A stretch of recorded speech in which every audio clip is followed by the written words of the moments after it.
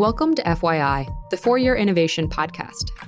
This show offers an intellectual discussion on technologically enabled disruption, because investing in innovation starts with understanding it. To learn more, visit arc-invest.com.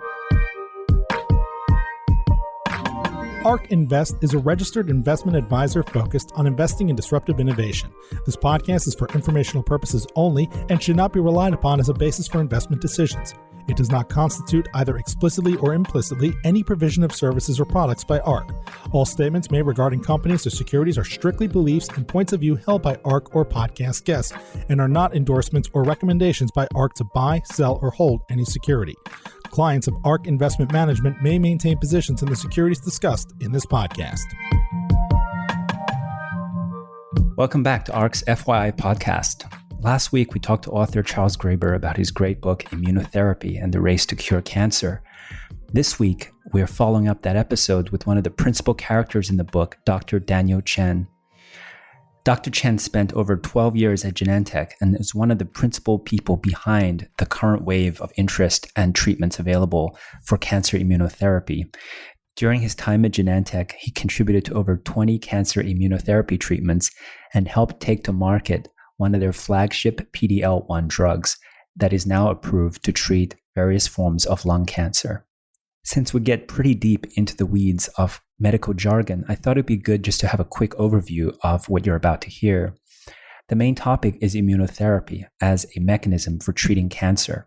Immunotherapy is distinguished from other forms such as radiation and chemotherapy by not killing the cancer cells directly, but reprogramming our human immune system to attack the cancer cells. You will hear words like PD-1 and PD-L1. Every time you hear that, just think of them as essential molecules that regulate the pathway that prevent our bodies from attacking cancer cells. Dr. Chen's primary insight was that by blocking the PD-L1 pathway, it allows our own immune system to attack cancer cells, which led to the breakthrough for Genentech's drug, which is now treating various forms of lung cancer. It's really hard to overstate how much progress and how much hope there is for immunotherapy as a pathway to treat cancer. Prior to its discovery or mainstream commercialization in 2011, our efficacy against, for example, late-stage melanoma was around 5%. 5% of people survived when they were diagnosed with late-stage melanoma. With the new wave of PD-1 and PD-L1 drugs, we're now able to treat cancers that were previously untreatable with efficacy rates of close to 50%. This is one of the largest breakthroughs we've had in cancer research. As part of this podcast, I'm joined by our genomic analyst, Manisha Samy, as well as our robotics and space analyst, Sam Corris. This is a great episode with a person who's been in the front lines of cancer research, and we hope you enjoy it.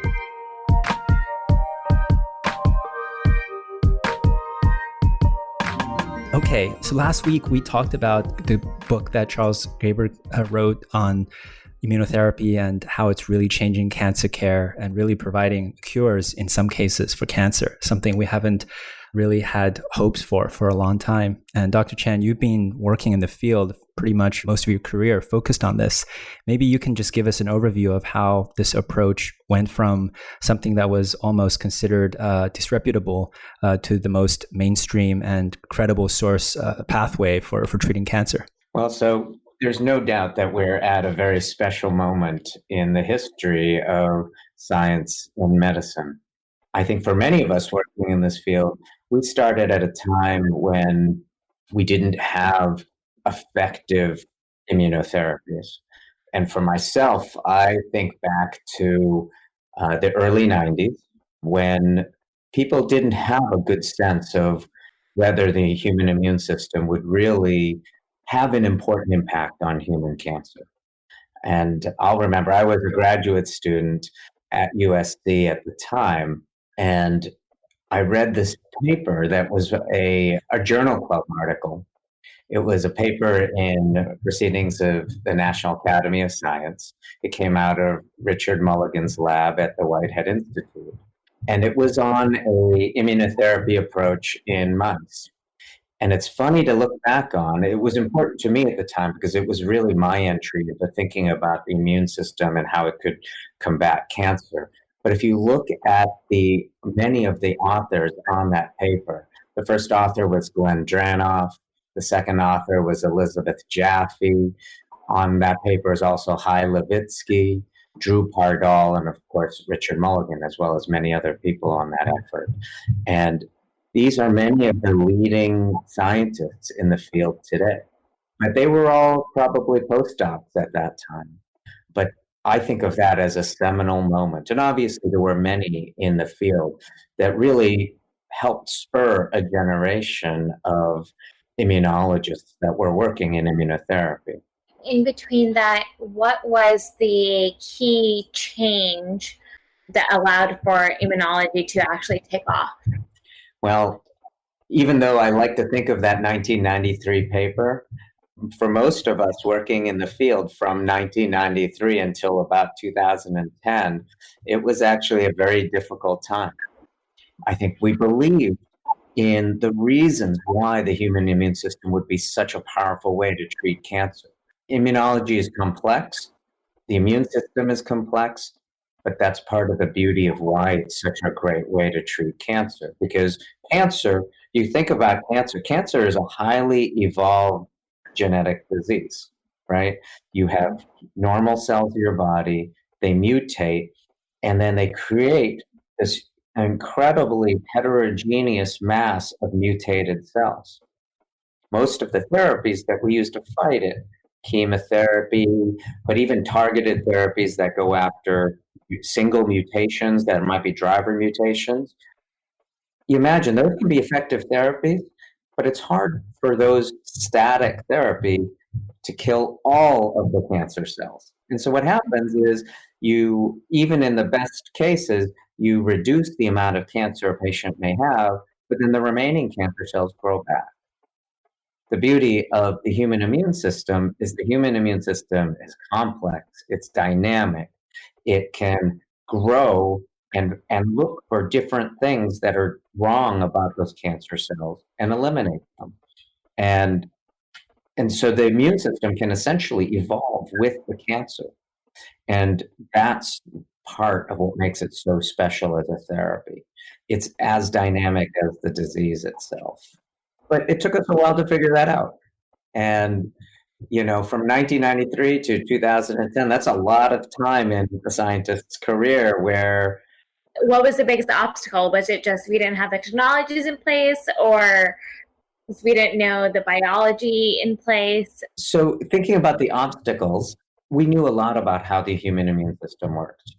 And a lot of the approaches that were being taken in the 90s and 2000s, they were good approaches, but there was one piece of biology missing. And I often refer to PD-L1 and PD-1 as the missing link. And the reason I say that is when you can understand a lot of immunology, you can take good approaches to treatment, but PD-L1, PD-1 as a biologic node sits at the end of what we call the cancer immunity cycle. So that means to get effective cancer immunotherapy, you need a whole host of biologic steps to have occurred properly. But if you don't have the last step taken care of, you don't get activity. You have a ton of PD-L1s and PD-1 inhibitors. At this point, it seems like they're Me Too treatments.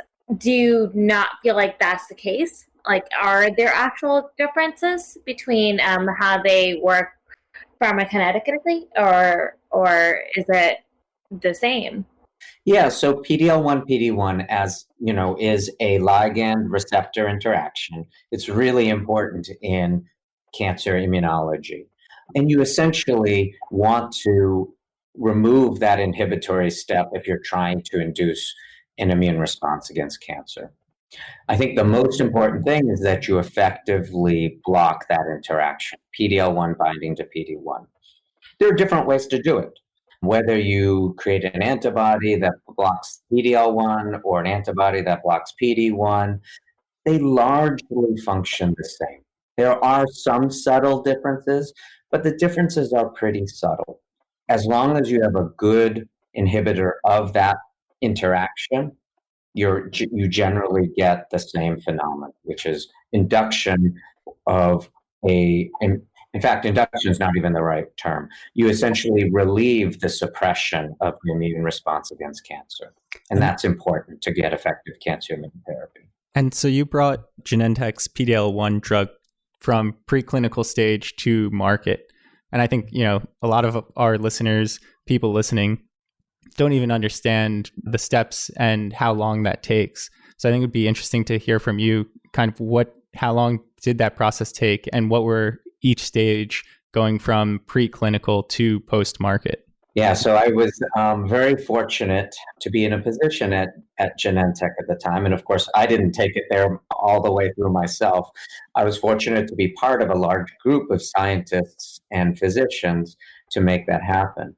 But it is a very long path, generally, between an idea, a scientific concept, the generation of a therapeutic, to really bring it into human testing and all the way through to approval. That process can often take 15 years.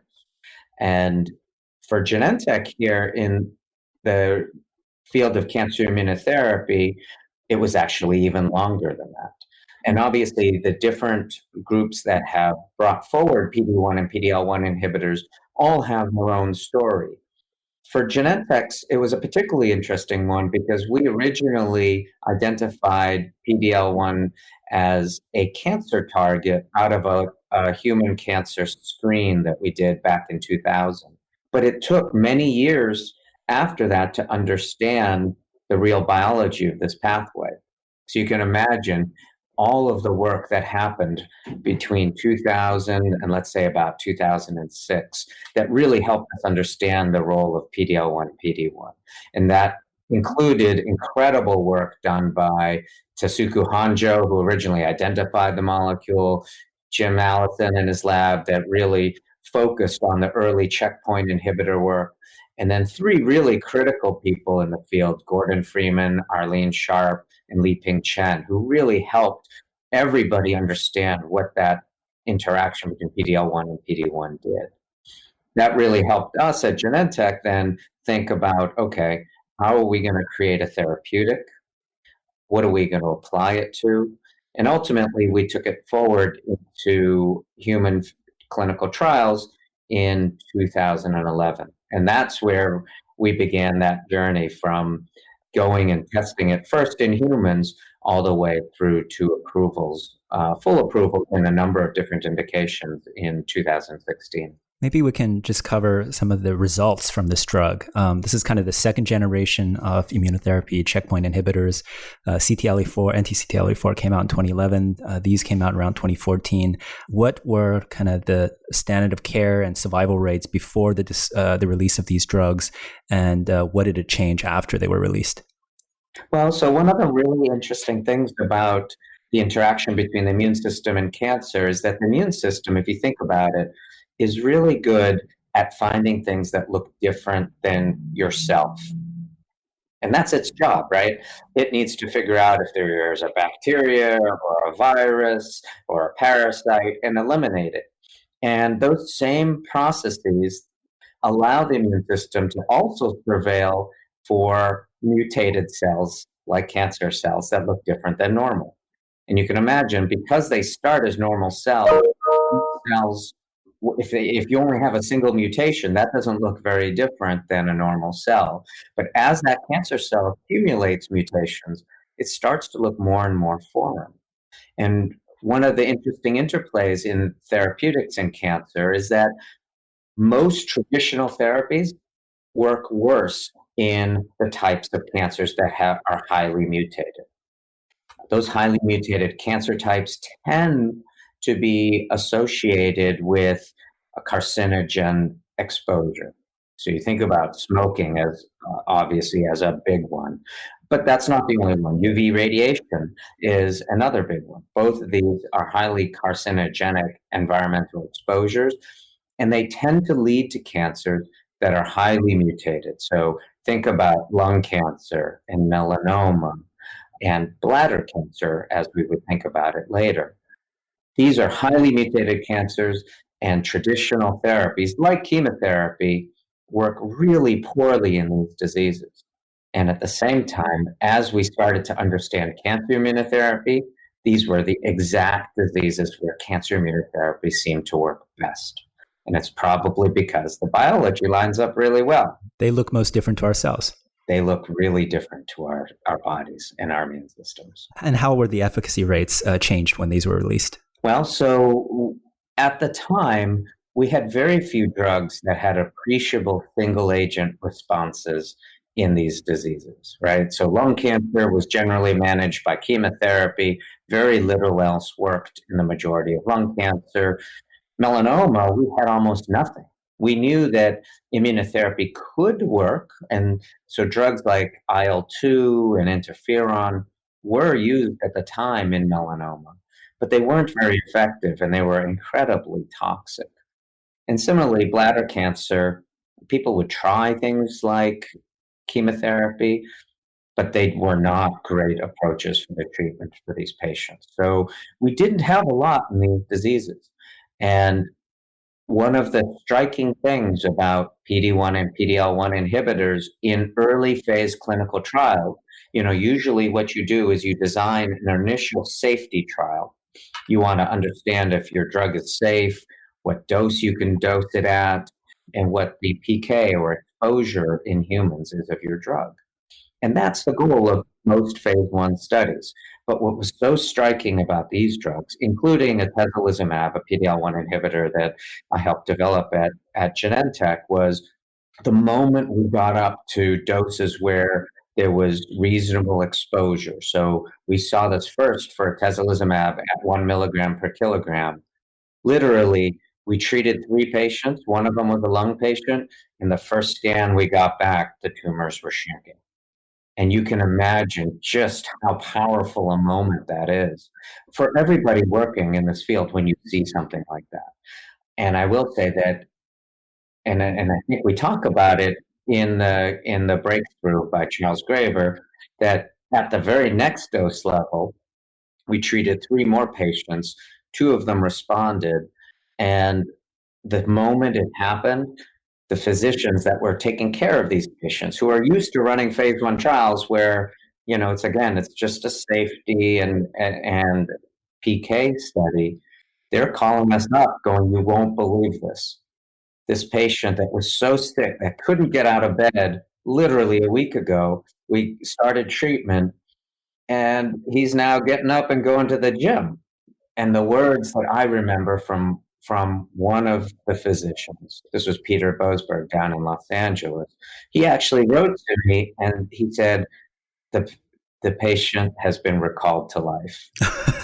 And you can imagine that, my voice started cracking and there weren't many dry eyes. And that's, as scientists and as physicians working in the field of cancer therapy, that's your dream, to make that kind of a difference. So immunotherapy right now is just, it's huge right now. Everyone's talking about it. You have CAR T, you have TIL therapies, and TCR therapies. I would just love to hear your thoughts on where is immunotherapy going in general? It's really important, right? Because we've had the breakthrough of PD-1, PD-L1. That was a huge moment in sort of opening the door to immunotherapy as an approach. And I'm a strong believer that that door is likely open forever, meaning as we move forward with better and better therapies in the field of oncology, immunotherapy will always play an important role, right? So we think of the pillars of cancer therapy: surgery, radiation therapy, chemotherapy, targeted therapy. Immunotherapy is still the new kid on the block in that grouping, but I think it belongs as a therapeutic pillar, and it's likely to be part of any regimen going forward in the future. Now, you bring up a really good point as to what's next. Right. And the way I think of what's next is we've opened this door, and now where do we go from here? And I like to think of a number of really important driving factors that will likely be important in the future of cancer therapy, and in particular immunotherapy. And you mentioned one of them, right, which is CAR T cells. CAR T cells in and of itself is an amazing engineering feat. And it shows you what we're capable of in terms of creating novel therapeutics. Mm-hmm. But it's not just CAR T cells. Obviously, it's checkpoint inhibitors. We just talked about that breakthrough with PD-L1 and PD-1. But we sit at the intersection of other major breakthroughs as well. And one of the ones I like to point to is the Human Genome Project, which was completed about 15 years ago now, right?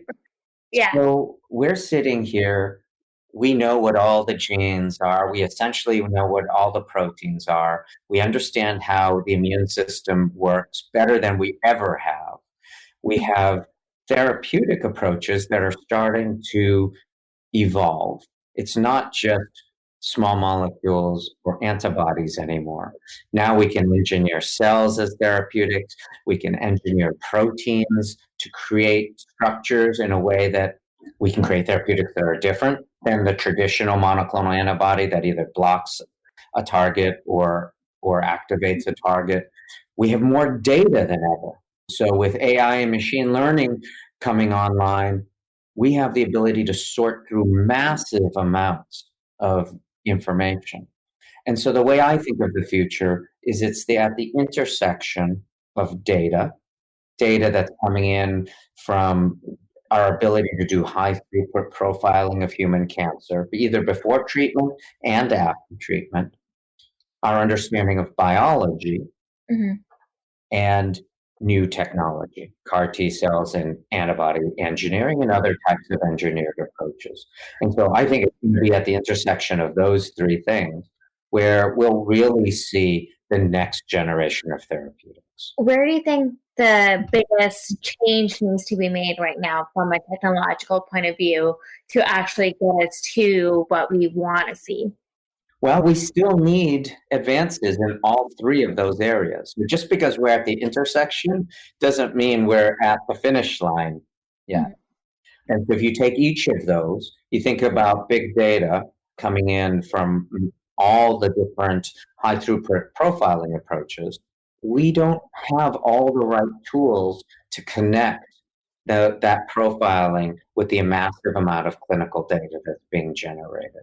So it's a nice idea to have machine learning as a big part of how we're going to advance our understanding of biology and develop better therapies.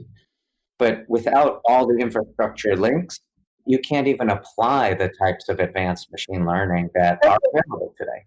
Is that just basic biology, just understanding kind of how biology works? Is that kind of what we need to improve upon?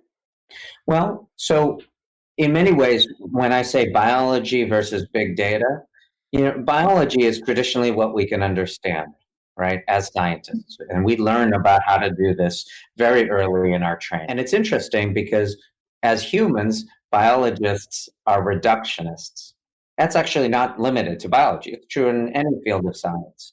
We learn to reduce the problem to something as simple as possible. You isolate all the variables so you can understand something very precisely. And that's a good way to think about science. But machine learning and AI is like the complete opposite, right? Because machines are best when you feed them massive complex data sets. And machines can make sense of complex data in a way that the human brain has trouble doing. So I think of that intersection in terms of understanding biology, and that's a reductionist approach. Isolating things like PD-L1, PD-1 is important in a very specific part of the cancer immunity cycle. But combining that with big data and machine learning, which is let's take massive amounts of data and understand that when you have in a given patient all of these different factors, that presents a particular biology and a particular opportunity for treatment. And you can imagine in the future that might help us identify not only new targets to go after with our drugs, but it might tell us the right combination of drugs to be giving. And then a current debate going on as well is, the PD-1, PD-L1 has been for non-solid tumors. What are you seeing and kind of what's your take on whether CAR T could treat solid tumor indications going forward? Yeah, so that's an interesting one, right? Because PD-L1 works primarily so far in solid tumors. That doesn't mean it's not important in hematologic malignancies, but we haven't quite figured out what it's going to take to make PD-L1, PD-1 important in the majority of hematologic malignancies. And I think the reason why it hasn't broken through yet in hematologic malignancies is that most hematologic malignancies are malignancies of your immune system. Your immune system tends to have a lot of other factors protecting it from having the immune system destroy itself. And so that may be part of why just trying to apply simple inhibitors to PD-1 and PD-L1 haven't worked quite as well as we'd hoped in hematologic malignancies. Similarly, if you look at things like CAR T cells and T-cell engaging bispecifics, so far they've worked best in heme malignancies.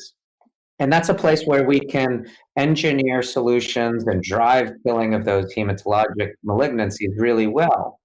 But the problem is, I think, from applying it to solid tumors, is that there's still a complex network of immunologic controls that leave these early approaches to what we call synthetic immunity, CAR T cells and T cell engagers, from effectively getting into the tumor microenvironment in a solid tumor.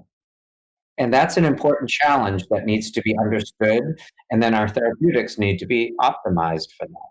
Just getting back to the data, the intersection of data and kind of where we are with cancer care for a moment, it sounds like we need some kind of link or perhaps new software or cloud technology so that both groups can talk to each other and share results with each other. We've had some companies, maybe Foundation Medicine and others, kind of enter that field. What is the tool that you need to be able to succeed and kind of cross this barrier, if you will? Well, I'm glad you're asking this question, because again, this is something that I believe is fundamental to our ability to develop next generation therapeutics. If you think about the field of cancer immunotherapy, one of the wonderful things about the early part of this field is there have been a lot of people involved, a lot of scientists, a lot of drug developers, a lot of clinicians, and they've worked together pretty well to bring this forward. And I think it's driven by the excitement of the field, the interest in the biology, and the very clear impact it has on patients. So the field has actually evolved with a lot of strong collaboration. That being said, I think to take it to the next level, there still needs to be much more collaboration. And I'll mention something that has been, to me, an interesting observation in the field, which is that the breakthrough in cancer immunotherapy has largely been driven by two disparate approaches.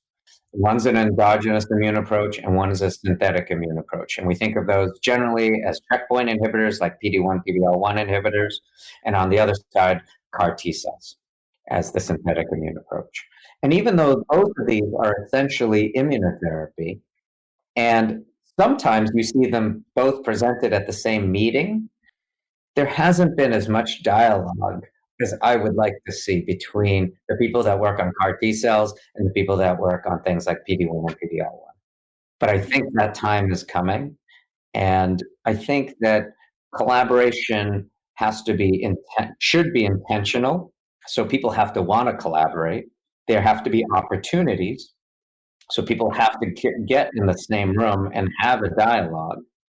But then the next step, the trickier step, are the tools that help us bridge data. And we can't even bridge simple data effectively yet, meaning even with PD-L1 and PD-1 studies, these exist in individual study databases. And we don't have all the right tools yet to have large studies talk to each other. So we need to be able to string together thousands of studies, all with deep data sets, and allow them to talk to each other. And we need investigators and scientists that want to collaborate. And when we do that, I think we'll have taken a big step forward in shaping the future of this field. So Anna, you talked about convergence quite a bit. So one of the things I'm thinking about right now is microbiome is becoming a larger conversation. There's some sort of connection, it seems like, with PD-L1 inhibitors and PD-L1 and whether patients respond to it and their microbiome. Do you have a general, what are your thoughts on that, on the space? I was an early believer in the biology of the microbiome. I think it's incredibly fascinating, not only for scientists, but for lay people to think about how your health can literally be shaped by the bacteria that live in your gut. That being said, it's an incredibly complicated area and field. You think the human immune system is complicated. Try studying, the interplay of different bacteria in your gut. And so to me, that is a field that is still very, very early in its infancy. And I think we're going to see what has commonly been described as the boom-bust cycle of innovation in the field of the microbiome. You think about cancer immunotherapy, that boom-bust cycle started, somewhere between 20, 30 years ago, or you could also call it over 100 years ago with COVID, right? And it's had a lot of ups and downs. As breakthroughs come up, as new advancements come up, people get excited, but then we don't understand it well enough to create effective therapeutics. And so people go work on something else. And that's the history of any innovation, right? It's true for gene therapy also. Mm-hmm. I think the microbiome is still so early in its field that we're going to still see some big ups and downs in terms of the boom-bust innovation. Are you a believer of the area? I believe in the biology. I'm not ready to say that we have a near-term powerful therapeutic coming, but I'm open to being proven wrong. That's a good mindset to have. And I think an interesting point you brought up and really ties it all together is, just the number of scientists and students interested in the area. What type of uptick have you seen just in the number of people studying, reaching out to you, getting PhDs in the immunotherapy space? Because this really can be an accelerant to future innovation. I think that's absolutely true. And it's one of the nice things about having things work. When things work, when you make a difference, people start to come into the field. So the effort grows dramatically. And we all benefit from that because our community, our scientific community, really expands. And we've seen that at all levels. A nice example I have in my mind is I think about SITC, the Society for Immunotherapy of Cancer, which I've been involved closely for the last about 10 years or so. But SITC as an organization has been around much longer than that. So in its infancy, it was essentially a group of people that sat around and liked to hang out together and talk science. Those meetings were very small, and they made a difference, but it was a very small field. You could count probably on your hands, or at least a few hands, how many people were involved in the early days. Since 2010, the participants at SITC, let's say the annual meeting, essentially has doubled every year. And it continues to grow dramatically. So now if you go to a SITC meeting, it's not you and your 20 best friends in the field. It's you and probably 4,000 or more people in the room. And that's just a microcosm of what's happened in the field. The number of people that have come in and done their PhDs in immunology, the number of people that go into medicine and go in to work in cancer immunotherapy. It's been an amazing explosion to watch. And I think that not only will we see that horizon continue to grow, you'll see it start to touch the other related fields, right? So not only do we understand immunology better and cancer immunotherapy better, so a lot of the approaches and ideas coming out of this field are going to affect things like the future of rheumatology, the study of autoimmune disease, the study probably of antimicrobial and infectious disease efforts. So I think all of them will grow together. It's you think about a rising tide raising all ships. Well, we've had a pretty nice surge in that tide. The conference attendee numbers remind me exactly of what's happening with deep learning. The corresponding conference that we have was called NIPS, is now called NeuroIPS, or however you say that. And it used to be just a couple hundred guys in a room, boring stats professors, and now it takes up the entire Long Beach Convention Center. And the tickets get sold out in the first day, I think. Well, and I think a lot of these fields, as you see the types of disruption that we see in science, to me, I think of as coming from not just the advancement of science, but it's really the advancement of science and technology. And you're seeing that go across fields in a way that you didn't see 20 years ago. And you're seeing the advancement in technology, as we should, in information, in the ability to engineer all sorts of different molecules or machines, and the advancement of science around that.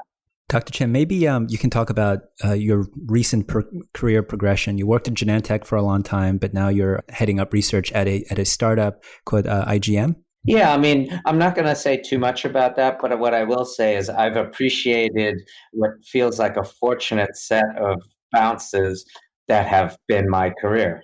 I started always being interested in science, and that interest in science grew to include both medicine and science. So I did my MD PhD, went on to study oncology, and made a big shift back in the early 2000s from being a straight academic at Stanford to entering industry.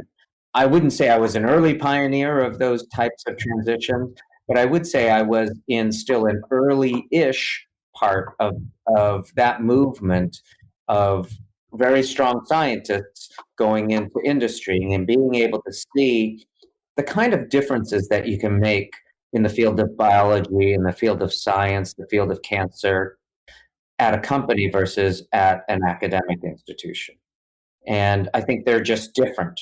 In academia, you have an opportunity to really drive things very deeply, but very narrowly. In industry, you have much broader reach. You have a much broader set of resources available for you to influence science and influence therapeutics. And so that was what I really appreciated about my move from Stanford to Genentech and Roche.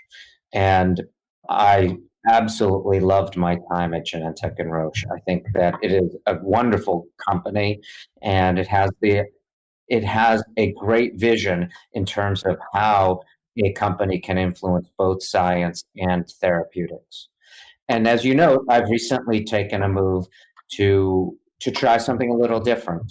I went from what is a giant company in Genentech and Roche that has very broad reach scientifically and therapeutically to try something very different, which is a small biotech company. And so that's where I am now. We work on a platform technology, and I look forward to seeing where that goes next. Maybe we can backtrace just a little bit to checkpoint inhibitors. The book was mostly about checkpoint inhibitors, the breakthrough, and we have those two that are very well known. Is there a pipeline of them, that unique versions of them, not just variants of the existing ones coming out? Should people be more excited about checkpoint inhibitors going forward, or kind of the CAR-T branch? Yeah, so I think both are really important.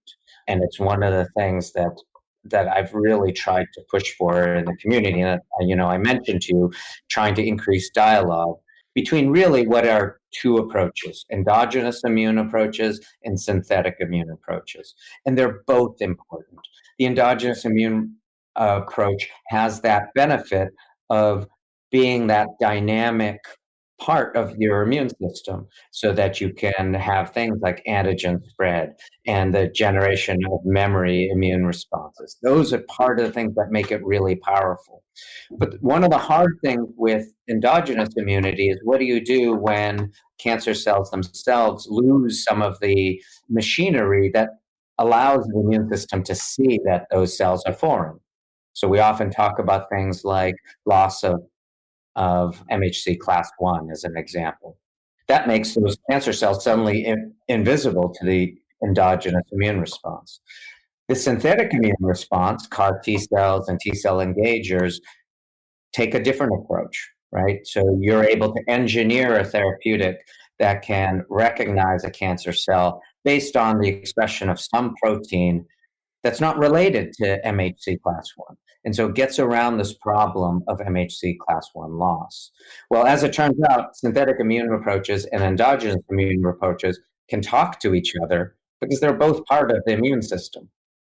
And that's where I think we're going to see the most synergy in the future of cancer immunotherapy, is the ability to take two different approaches, an endogenous immune approach and a synthetic immune approach, and have them work together to drive the next therapeutic generation. And are you seeing a lot? I mean, this is obviously global, and China's been pushing pretty heavily in the bio and genomic space. Are you seeing a lot of advancement coming from China as well, or where are you seeing geographically a lot of the advancements being made? Yeah, so that it's interesting, right? The obviously the field of immunology itself, of which all of this is founded, has its home in many different places.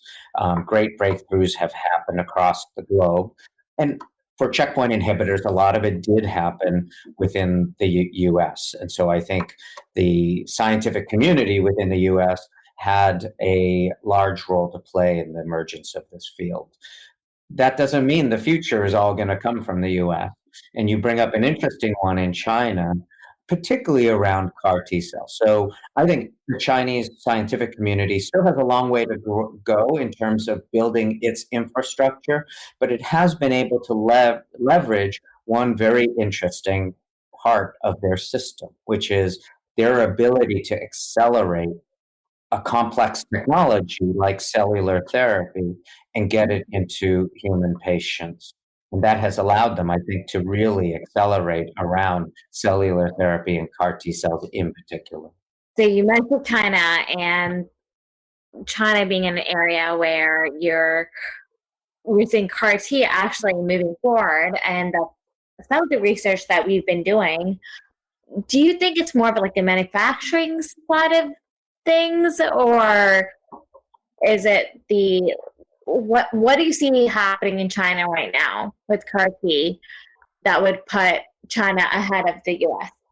Well, I think that obviously one part is the effort that's going behind it. You see a huge effort within China to develop this new technology.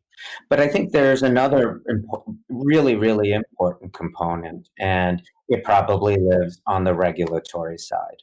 What are the regulatory policies that govern how new technology is developed and how new technology enters into human testing? And, I can't sit here and tell you what the right approach is, because I think that there is important pieces of ethics, of patient safety, and of how technology comes forward. And so somewhere in there is probably the right balance. I believe that, China believes strongly in this field and its ability to try to innovate in this field, and so has certain policies in place that have allowed this field to evolve very quickly there. What's one thing they can do that you're a fan of, but that we can't do in the US? Well, I'm not going to say fan, because that would say that I know what the right approach is. But I think that there are mechanisms in place within China that allow complex cellular therapies to get into patients much faster than we see outside of China. Which makes sense because of the number of diagnoses of cancer patients in China, right? I would assume that's part of the reason. Well, again, I don't want to go and speculate on this because I'm not an expert in this field. But, China has an interesting role to play in technology development as a country that has very strong government, a very strong ability for its government to drive the priorities within its country. And you see that in a number of different areas. One of those areas is healthcare. Within healthcare, it seems like one of those areas is cellular therapy and CAR T cell therapy. Dr. Chen, CRISPR has also entered the public's dialogue in a big way. Is that going to intersect and help us push forward kind of the realm of immunotherapy or maybe another approach to cancer? So I think CRISPR is an incredible breakthrough as a research tool.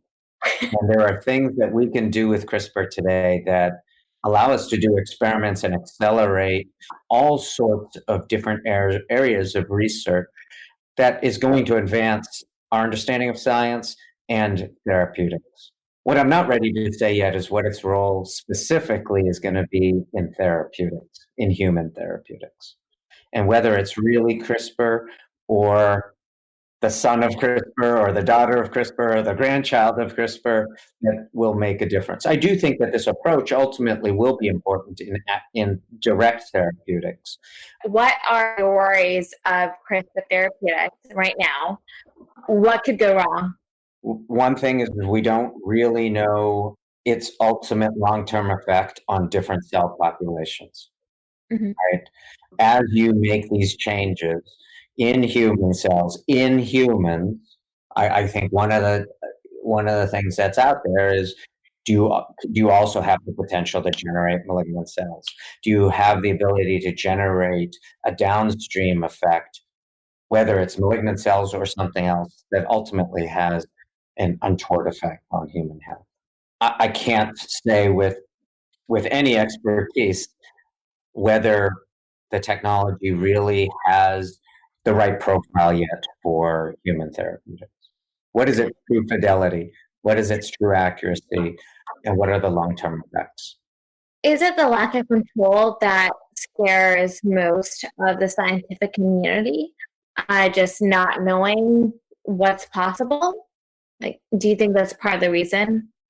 Is that part of your reason and your rationale for not trusting CRISPR?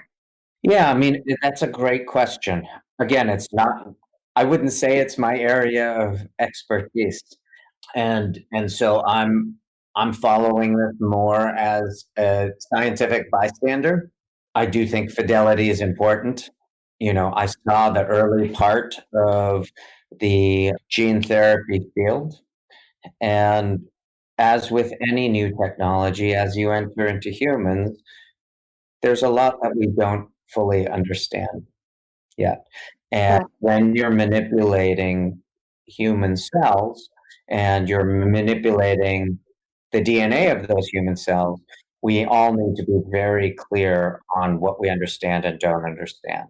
And if you're talking about treating, a patient who's a refractory to standard therapy and has a short projected lifetime, like many cancer patients, that's maybe not a bad place to start your human studies. That equation of what's appropriate changes very rapidly when you get outside of diseases like terminal cancer. I guess my next question is just, we've seen so many, just in terms of the news media, what we've been seeing, what CRISPR has been able to accomplish. So they've accomplished quite a bit. So how do we, just in general, there's that one side of it, and then there's the other side where, right, we have to make sure that we're scientifically making sure that we're not doing that's not wrong. How do we work with that? So, we can talk about this from the angle of CRISPR or cellular therapy or any new therapy. Oncolytic viruses are another example where we're able to use viruses to try to infect cancer cells and kill cancer cells. All of these represent new technologies.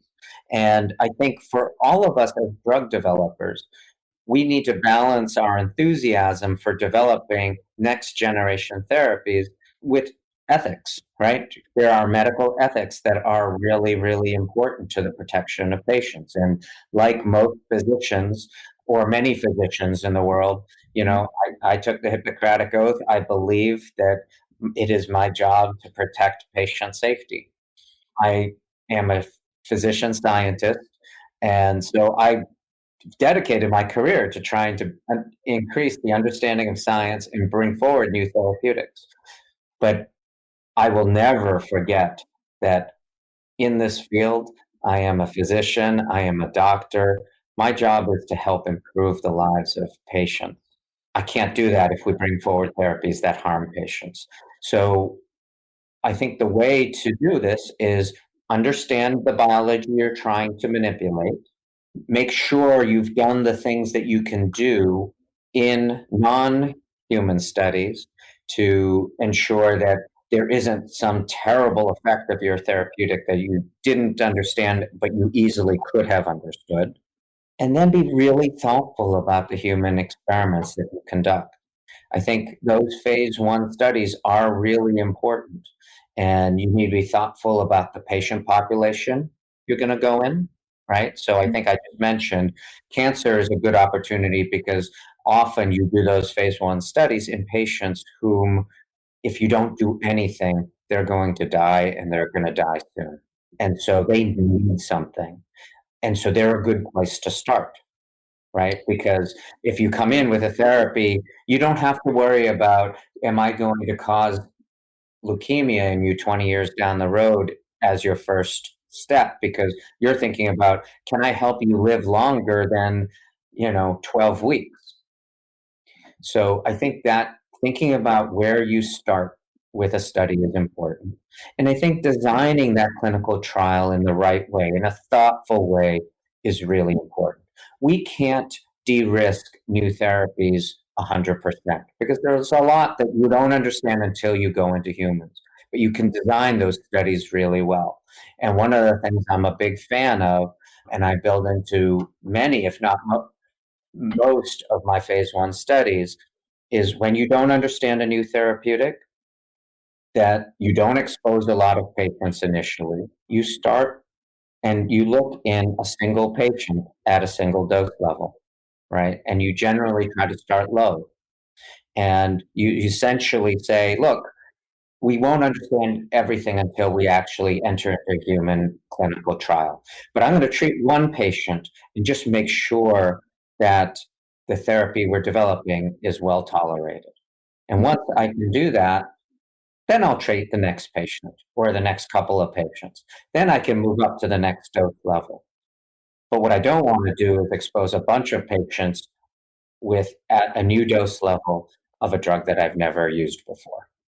Right. So I'm a believer when we design those phase 1s, either with single patient cohorts at low doses or in the traditional 3+3 dose design for staggering the first patient. So when you're going to dose 3 patients, you don't dose 3 at a time. You dose your first patient, make sure that patient is doing well, and then dose your next 2 patients.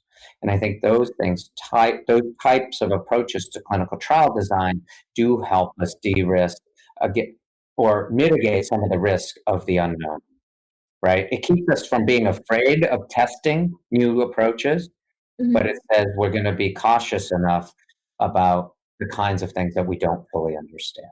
That makes sense. Dr. Chen, we've covered really good ground. Maybe just to wrap up, I think some of our listeners may have loved ones or friends who are suffering from cancer. Given where we are today in the field and given the pipeline of therapies we have coming down, what do you think people should know? Maybe leave them with a message, how they should think about the space and reasons for optimism in the future. Yeah, so I'll finish by saying that I do think we're at a really special time in the history of science and therapeutics. We are in, what I think has been said before, the age of innovation, where we have the intersection of multiple technologies, and we're starting to make great strides in the advancement of therapeutics. When I was in training as an oncologist at Stanford, I would often see terminal cancer patients, and I didn't have much hope for their futures. I sided on the side of protecting what remaining time they had left. Almost 20 years later, I would say that my view on the world for cancer patients, and it goes beyond cancer as well, has changed dramatically. I think that we sit on the cusp of multiple breakthroughs in therapeutics. And I have a level of hope for the future of what would otherwise be terminal cancer patients that I've never experienced before in my lifetime. That has changed my perspective to the point where when I see patients with potentially terminal cancer, my perspective and my message to them is fight this disease where you can, because you don't know where the next breakthrough is around the corner. And we're starting to see breakthroughs around many, many corners. So if you can just make it another 6 months or another 2 years, you may see the emergence of therapies that we don't have available today that could be really transformative for your life. Dr. Chen, thank you so much. It's been wonderful having you on the podcast. Well, it's my pleasure to have been here. Thank you so much for having spent the time to talk this with me. ARC believes that the information presented is accurate and was obtained from sources that ARC believes to be reliable. However, ARC does not guarantee the accuracy or completeness of any information, and such information may be subject to change without notice from ARC. Historical results are not indications of future results.